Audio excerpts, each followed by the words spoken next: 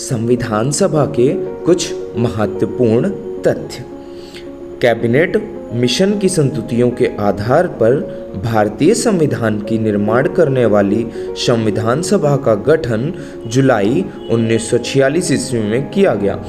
संविधान सभा का गठन जुलाई 1946 ईस्वी में किया गया। संविधान सभा के सदस्यों की कुल संख्या 389 निश्चित की गई थी, जिनमें 292 ब्रिटिश प्रांत के प्रतिनिधि, 4 चीफ कमिश्नर क्षेत्र के प्रतिनिधि एवं 93 देशी रियासतों के प्रतिनिधि थे। मिशन योजना के अनुसार जुलाई 1946 ईस्वी में संविधान सभा का चुनाव हुआ। कुल 389 सदस्यों में से प्रांतों के लिए निर्धारित 296 सदस्य के लिए चुनाव हुए, जिन्हें विभिन्न प्रांतों की विधानसभाओं द्वारा चुना गया। इसमें कांग्रेस को 208, मुस्लिम लीग को 73 स्थान एवं 15 अन्य दलों के तथा स्वतंत्र उम्मीदवार निर्वाचित हुए। 9 दिसंबर 1946 ईस्वी को संविधान सभा की प्रथम बैठक नई दिल्ली स्थित काउंसिल चैम्बर के पुस्तकालय भवन में हुई।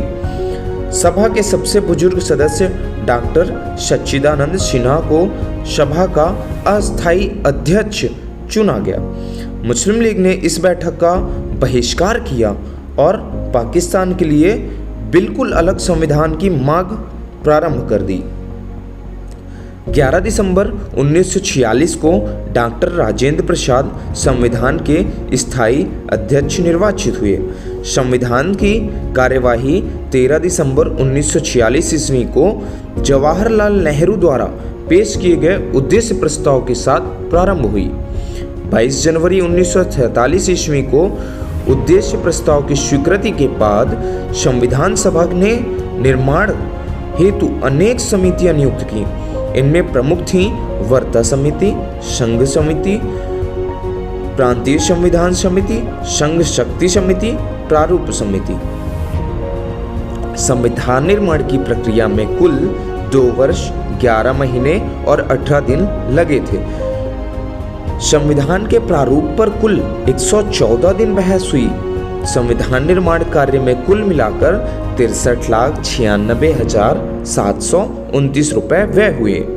संविधान को जब 26 नवंबर 1949 ईस्वी को संविधान सभा द्वारा पारित किया गया था, तब इसमें कुल 22 भाग, 395 अनुच्छेद और 8 अनुसूचियां थी। वर्तमान समय में संविधान में 22 भाग, 395 अनुच्छेद एवं 12 अनुसूचियां हैं। संविधान सभा की अंतिम बैठक 24 जनवरी 1950 ईस्वी को हुई और उसी दिन संविधान सभा के द्वारा डॉक्टर राजेंद्र प्रसाद को भारत का प्रथम राष्ट्रपति चुना गया। इसमें संविधान सभा द्वारा किए कुछ अन्य कार्य। इसने मई 1949 में राष्ट्रमंडल में भारत की सदस्यता का सत्यापन किया। इसने 22 जुलाई 1947 को राष्ट्रीय ध्वज को अपनाया। इसने 24 जनवरी 1950 को राष्ट्रीय गान एवं राष्ट्रीय गीत को अपनाया।